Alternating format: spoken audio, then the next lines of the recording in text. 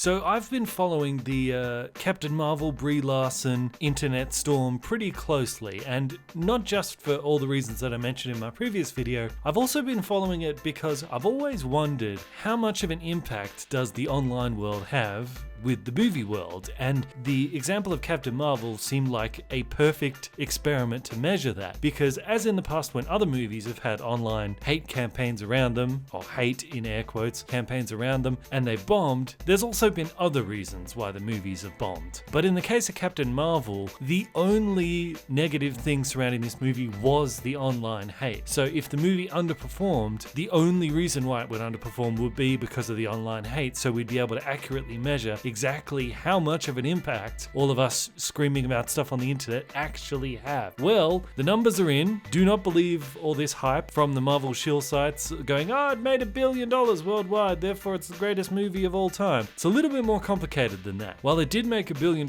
worldwide, domestically, which means in America, very different story. This movie was projected to make about $450 million in the United States. It only made $400 million.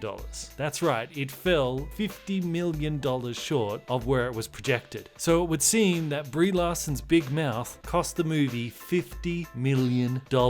I believe this is accurate because I tracked the opening weekend numbers. It was projected to make $160 million opening weekend. It made 153. So about 5% below what they expected. And I thought at the time, I was like, 5%? Is that the only impact we have? We can only shave off 5% of a movie's revenue? But it losing $50 million worldwide is about 5% of $1 billion, so yeah, it seems that we can shave off about 5% of a movie's income. Now, if it were any other movie franchise, a $50 million shortfall would be enough to sink a movie, but Marvel is a big enough brand that it can take a $50 million hit and still remain standing. For some perspective, it costs about $40 million to get Robert Downey Jr. as Iron Man, but the reason it costs you that money is because he brings in a giant crowd that you otherwise wouldn't have, so you make that money back.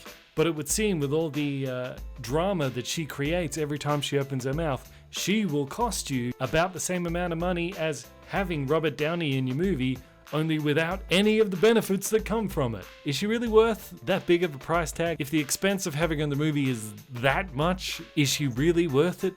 No. No. No, no, no, no, no, no, no, no, no, no, no.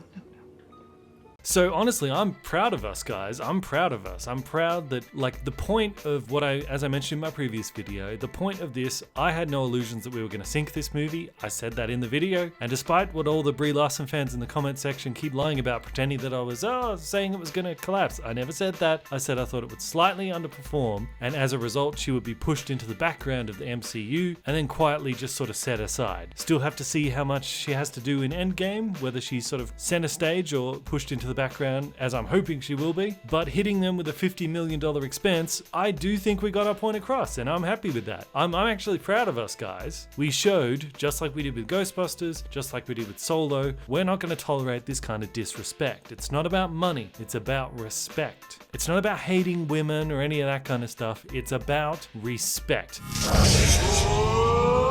Toxic masculinity! Drinking beer! Hard men! Muscle speed! Closet men! Wage gap! Fraud men! Domestic violence! Bad men! Getting pussy! Hate men! Man on man! Gay man! Who's the best? Man best!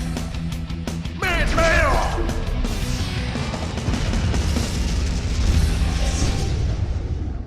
Whoa! Toxic masculinity!